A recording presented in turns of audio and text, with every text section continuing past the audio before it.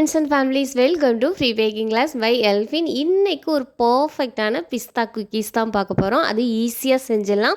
எல்லாருமே தீபாவளியை ஹாப்பியாக கொண்டாடிப்பீங்கன்னு நம்புகிறேன். எல்லாருக்குமே இந்த தீபாவளியிலேருந்து ஒரு நல்ல ஒரு வைப்ரேஷன் கிடைக்கும் அப்படின்னு சொல்லிட்டு நம்புகிறேன்.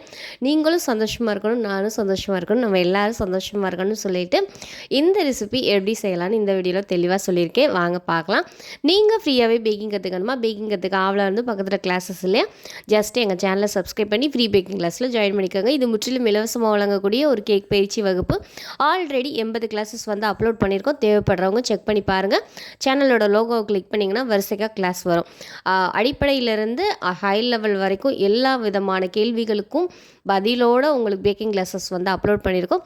தேவைப்படுறவங்க செக் பண்ணி பாருங்கள். எங்களுடைய கிளாஸ் உங்களுக்கு பிடிச்சிருந்துச்சுன்னா லைக் பண்ணுங்கள், ஷேர் பண்ணுங்கள், கமெண்ட் பண்ணுங்கள், சப்ஸ்கிரைப் பண்ணுங்கள். பக்கத்தில் பெல் ஐக்கானை கிளிக் பண்ணி ஃப்ரீ பேக்கிங் கிளாஸில் ஜாயின் பண்ணிக்கோங்க.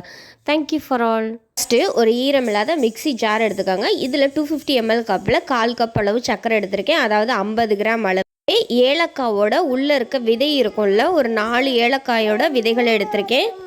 உங்களுக்கு ஏலக்காய் போடுறது பிடிக்கல அப்படின்னு நீங்கள் நினச்சிங்கன்னா இதில் வந்து எக் ஸ்மெல்லாம் வர்றது நார்மலாகவும் பண்ணலாம். ஆனால் அந்த எக்ஸ்ட்ரா ஃப்ளேவருக்காக தான் ஏலக்காய் கொடுக்குறோம். அது வந்து யூஸ் பண்ண பிடிக்கலைன்னா ஏலக்காயோட எசன்ஸ் கூட நீங்கள் சேர்த்துக்கலாம், ஒன்றும் பிரச்சனை இல்லை. இப்போ இதை வந்து நல்லா ஃபைன் பவுடராக அரைச்சி எடுத்துக்கலாம். இந்த அரைச்சி எடுத்து சர்க்கரை கூட ரூம் டெம்பரேச்சரில் இருக்க பட்ரு வந்து 1/4 கப் அளவு எடுத்திருக்கேன். 55 கிராம் அளவு எடுத்துக்கோங்க. 55 கிராம் அளவு கரெக்டாக எடுக்க முடியலன்னா 4 டேபிள் ஸ்பூன் அளவு எடுத்துக்கோங்க. கரெக்டாக 55 கிராம் அளவு வரும். இந்த அன்சால்ட்டு பட்டர் வந்து கரெக்டாக ரூம் டெம்பரேச்சரில் இருக்கணும், சில்லுன்னு இருக்கக்கூடாது. கண்டிப்பாக ரூம் டெம்பரேச்சரில் இருந்தால் தான் பர்ஃபெக்டான ரிசல்ட் வரும். இப்போ இந்த சர்க்கரையையும் பட்டரையும் நம்ம வந்து ஒன்றா கலந்து எடுத்துக்கலாம். பீட்ரு வச்சு பயன்படுத்தி பீட் பண்ணணுங்கிற அவசியம்லாம் இல்லை. ஜஸ்ட்டு வந்து இந்த ஸ்பேச்சுலாம் வச்சு நீங்கள் மிக்ஸ் பண்ணிங்கனாலே பர்ஃபெக்டாக வரும். இப்போ வந்து இதை நான் கலந்து எடுத்ததுக்கப்புறம் 250 ml கப்பில் 3/4 கப் அளவு, அதாவது 90 கிராம் அளவு மைதா எடுத்திருக்கேன். இதை வந்து இது கூடவே 1/4 டீஸ்பூன் அளவு பேக்கிங் சோடா சேர்த்துருக்கேன். பேக்கிங் பவுட்ரு வந்து நம்மளுக்கு தேவையில்லை, பேக்கிங் சோடா மட்டும் 1/4 டீஸ்பூன் அளவு சேர்த்துட்டு இது எல்லாம் ஒன்றா மிக்ஸ் ஆகிற அளவுக்கு நம்ம வந்து கலந்து எடுத்துக்கலாம். ஃபஸ்ட்டு மிக்ஸ் பண்ணும்போது கொஞ்சம் ட்ரையாக இருக்கிற மாதிரி தான் இருக்கும். ஓரளவுக்கு பட்ரு வந்து இந்த மாவில் எல்லா இடத்துலையும் படுற மாதிரி இந்த மாதிரி தேய்ச்சி மிக்ஸ் பண்ணதுக்கப்புறம் நம்ம வந்து 1.5 டேபிள் ஸ்பூன் அளவு, அதாவது 15 ml அளவு காய்ச்சி ஆற வச்ச பால் எடுத்திருக்கோம். இந்த பாலில் ஒரு 1/4 டீஸ்பூன் அளவு மஞ்சள்தூள், நீங்கள் வந்து ஃபுட் கலர் யூஸ் பண்ணுறீங்கன்னா ஃபுட் கலர் கூட நீங்கள் யூஸ் பண்ணிக்கலாம். நான் வந்து ஒரு பிஞ்சில் 2 பிஞ்ச் எடுத்திருக்கேன். மேக்ஸிமம் 1/4 டீஸ்பூன் அளவு வரும். இது வந்து நான் வீட்டில் அரைச்ச மஞ்சள் தூள் தான். பாலில் இந்த மஞ்சள் தூளை கலந்துட்டு லைட்டாக மிக்ஸ் பண்ணி வச்சுருங்க. இது எதுக்குன்னு பார்த்தீங்கன்னா அந்த பிஸ்தாவோட கலரை கொடுக்கறதுக்காக, லைட் எல்லோ கலர் கொடுக்கறதுக்காக. அதுக்காக மஞ்சள் தூள் ஸ்மெல் வருமா அப்படின்னு சொல்லிட்டு நீங்கள் கேட்டிங்கன்னா அப்படிலாம் வராது. ஏலக்காய் சேர்த்துருக்கனால கண்டிப்பாக மஞ்சள் தூள் வாடை வந்து சுத்தமாக வராது.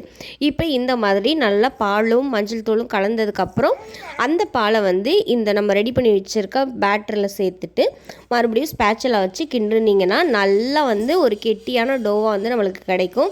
மறுபடியும் நீங்கள் பாலோ தண்ணியோ எதுவும் சேர்க்க தேவையில்லை, கொடுத்துருக்க அளவே கரெக்டாக இருக்கும். இந்த மாதிரி நல்லா பேட்டரை வந்து நம்ம கலந்து எடுத்துக்கலாம். மாதிரி ஒரு பக்குவத்தில் தான் இருக்கும். நான் வந்து கை வச்சுலாம் பிசையலை, ஜஸ்ட் அந்த ஸ்பேச்சலை வச்சே பிசையும் போது இந்த மாதிரி வரும். இதையே நீங்கள் கையில் எடுத்து உருட்டும் போது அது வந்து கையில் ஒட்டாமல் வரும். இப்போ நான் வந்து ஒரு 3 டேபிள் ஸ்பூன் அளவுக்கு பிஸ்தா எடுத்திருக்கேன். இந்த பிஸ்தா வந்து லைட்டாக மேலே இருக்க தோலை மட்டும் எடுத்துகிட்டு பீசஸாக வந்து நான் கட் பண்ணி எடுத்துக்கிறேன். இது வந்து அன்சால்ட்டு, அதாவது சால்ட் இல்லாத பிஸ்தா. நீங்கள் முந்திரி இருந்தாலும் அதை சேர்த்துக்கலாம், இல்லை பிஸ்தா இல்லைன்னா பாதாம், இதில் எதில் வேணாலும் நீங்கள் சேர்த்துக்கலாம்.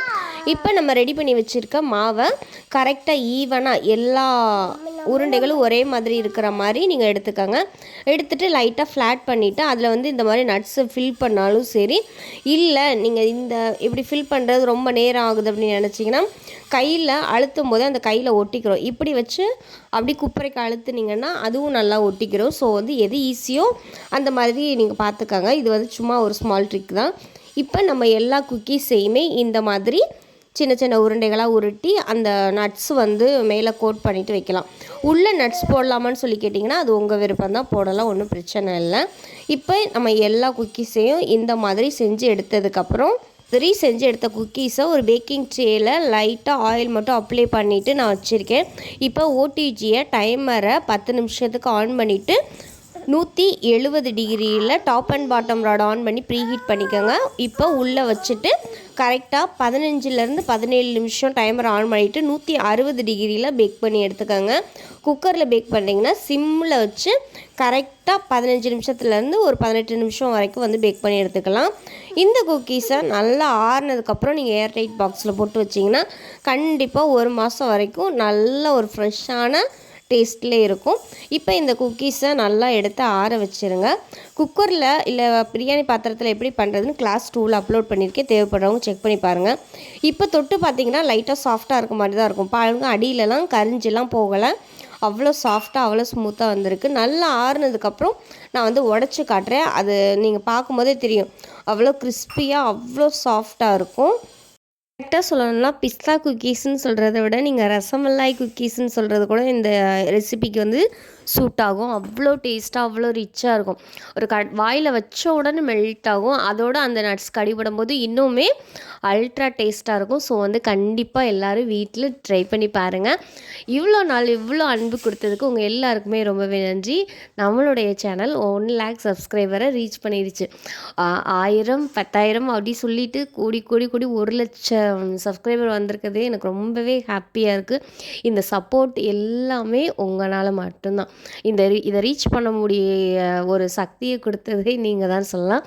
எல்லோரும் விஷ் பண்ணியிருக்கீங்க, எல்லாருக்கும் ரொம்பவே நன்றி. Thank you for all. இதே மாதிரி தொடர்ந்து உங்கள் ஆதரவையும் சப்போர்ட்டையும் கொடுப்பீங்கன்னு நான் நம்புகிறேன். எங்களுடைய ரெசிபிஸ் உங்களுக்கு பிடிச்சிருந்துச்சுன்னா கண்டிப்பாக லைக் பண்ணிவிட்டு கமெண்ட் பண்ணுங்கள்.